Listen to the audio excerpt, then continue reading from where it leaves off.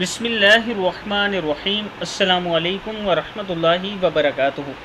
عابد رضا channel کی طرف سے آج میں اپنے دوستوں کو رسول اللہ صلی اللہ علیہ وآلہ وسلم کا ایک بہت ہی پیارا فرمان بتاؤں گا۔ اس سے پہلے میں اپنے تمام دوستوں سے گزارش کروں گا کہ اس ویڈیو کو آپ نے آگے ضرور شیئر کرنا ہے۔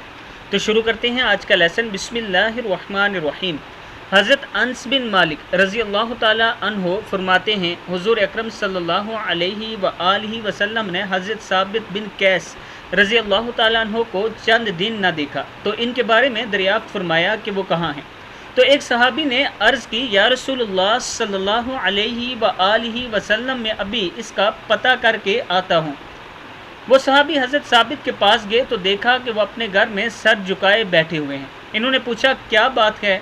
انہوں نے کہا، بڑا برا حال ہے، کیونکہ مجھے اونچی آواز سے بولنے کی عادت ہے اور میری آواز حضور اکرم صلی اللہ علیہ وآلہ وسلم کی آواز سے اونچی ہو جاتی ہے، اور اب اس بارے میں قرآن کی آیت نازل ہو چکی ہے جن کے مطابق میرے پہلے تمام اعمال برباد ہو چکے ہیں اور میں دوزخ والوں میں سے ہو گیا ہوں۔ ان صحابی نے حاضر خدمت ہو کر حضور اکرم صلی اللہ علیہ وآلہ وسلم کو بتایا کہ وہ یہ کہہ رہے ہیں۔ حضرت موسیٰ بن انس رضی اللہ تعالی عنہ کہتے ہیں، حضور اکرم صلی اللہ علیہ وسلم نے ان صحابی سے فرمایا، جا کے حضرت ثابت سے کہہ دو کہ تم جہنم والوں میں سے نہیں ہو بلکہ جنت والوں میں سے ہو۔ وہ صحابی گئے ان کے پاس۔ انہوں نے جا کر حضرت ثابت کو یہ زبردست بشارت سنائی۔ کتاب کا حوالہ یہ موجود ہے، یعنی حضرت ثابت کو حضور اکرم صلی اللہ علیہ وآلہ وسلم نے خود بشارت سنا دی کہ آپ جنتی ہو۔